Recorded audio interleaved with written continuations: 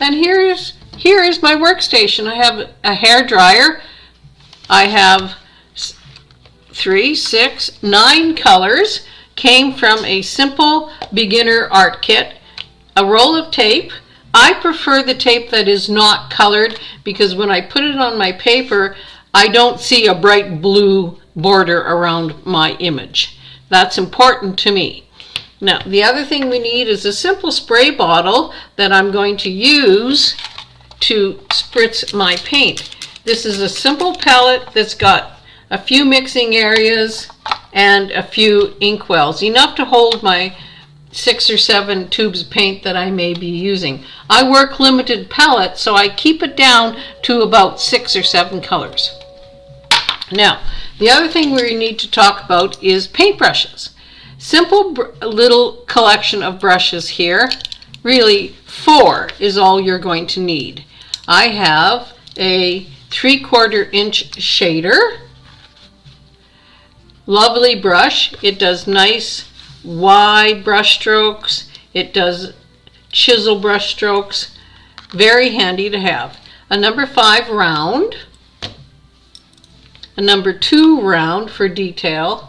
And last but not least, our liner. And you notice that the liners are longer hairs and thin, a paintbrush that's made for exactly that, lines. I also have a little pocket knife that comes in handy for scratching, that you will see techniques used for that. Simple cups of water, 2 would be handy. And then I have quite a few paper towels or a cloth or a tea towel on my table so that I can dry my brush. That is all I need except for our paper. So let's talk about paper. This paper is 200-pound Waterford.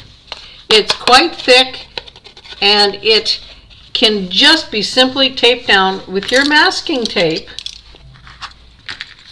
You don't have to staple it down or pre-wet it and stretch it. Let's talk about setting your palette up. So the way I like to set my palette up is all my bright colors in one area, and then I move on to my earth tones. Let's investigate those colors.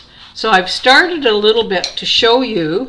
This is the yellow that comes in the kit. Is just a simple cad yellow.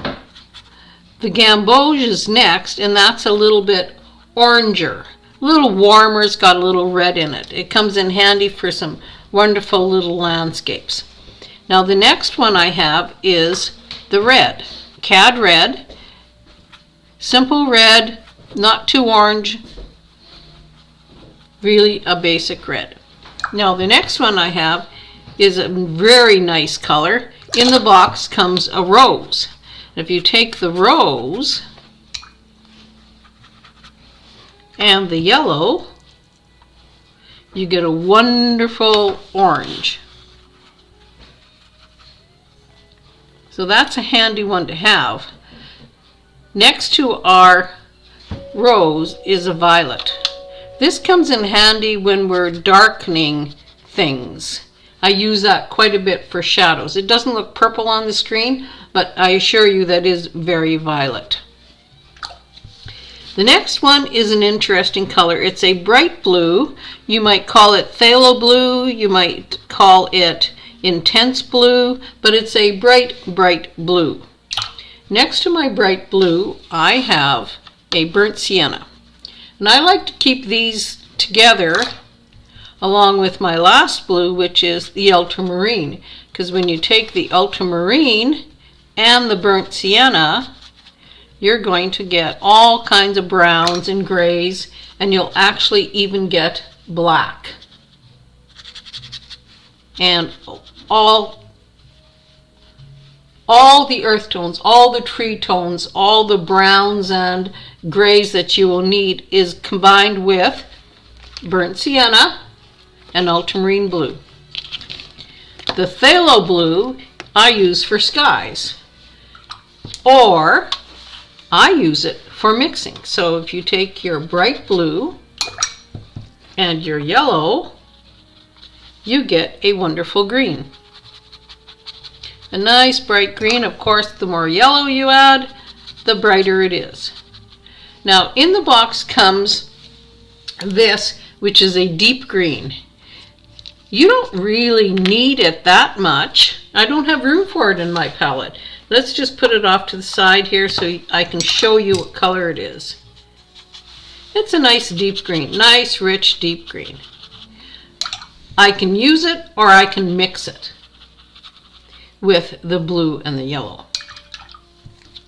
So that's my basic palette. A lot of people ask me what colors I use for my basic palette. If I had these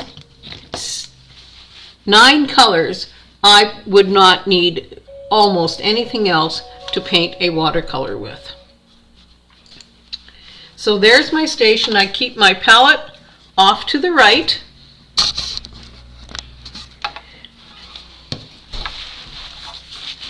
I have my brushes handy, I have my palette handy, I have my water, a little piece of watercolor card here that I can try my colors on. My paper towel is handy for wetting my, drying my brush, and my my reading glasses. Don't forget your reading glasses, your little spray bottle. That's really all you need to set up. So there you go, you're ready to go. The last thing you might want to do is get yourself a piece of plastic board, it's called Coroplast, to tape your paper down. I like to move mine around a lot to get the water moving, so it's handy to have a small piece of that on your desk. So happy painting and see you in the next video.